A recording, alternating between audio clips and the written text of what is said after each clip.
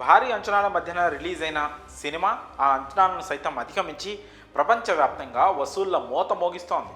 ఇప్పటికే ఈ చిత్రం వసూళ్లలో 1000 కోట్ల గ్రాస్ మార్క్ను అందుకుంది. ఇండియన్ ఫిలిం హిస్టరీలోనే ఇంత వేగంగా ఈ మార్క్ను అందుకున్న సినిమా మరొకటి లేదు. మీడియా, సోషల్ మీడియాలో ఈ సినిమా గురించి తెగ బజ్ నడుస్తోంది. ముఖ్యంగా ఈ సినిమాకు నార్త్ ఆడియన్స్ ఫిదా అయిపోయారు. సినిమా రిలీజ్ అయ్యి వారం రోజులు దాటినా కానీ ఇంకా అక్కడ పుష్ప డిమాండ్ ఏమాత్రం తగ్గలేదు.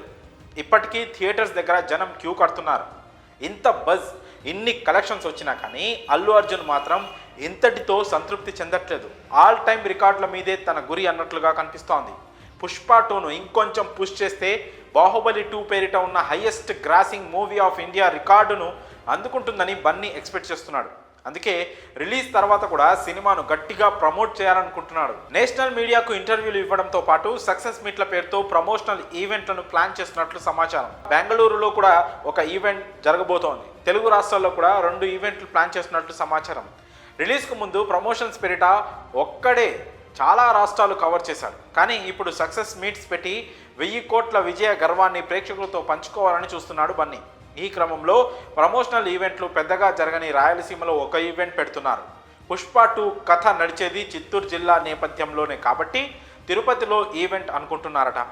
పుష్ప రిలీజ్ అయినప్పుడు కూడా సక్సెస్ మీట్ అక్కడే జరిగింది.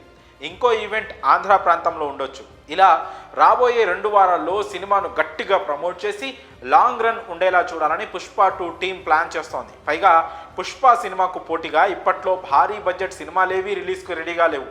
ఈ క్రమంలో క్రిస్మస్ సెలవులను కూడా పుష్ప 2 ఉపయోగించుకోవాలనుకుంటోంది. ఆ సమయంలో చిన్న చిన్న సినిమాలు రిలీజ్ అవుతున్నప్పటికీ తమ చిత్రానికి ఉన్న రీచ్ దృష్ట్యా వసూళ్లు బాగానే ఉంటాయని భావిస్తున్నారు. ముఖ్యంగా నార్త్ ఇండియాలో పుష్ప 2 హిందీ వెర్షన్ 50 రోజుల దాకా జోరు చూపిస్తుందని అంచనా వేస్తున్నారు. ఇప్పటికే తెలుగు రాష్ట్రాల్లో టికెట్ ధరలు తగ్గాయి కాబట్టి ఇంకాస్త వసూళ్లు పెరిగే అవకాశం ఉందని అనుకుంటున్నారు. ఇక ఏమవుతుందో చూడాలి. మరి ఈ విషయంపై మీ అభిప్రాయాలను కామెంట్స్ రూపంలో తెలియజేయండి.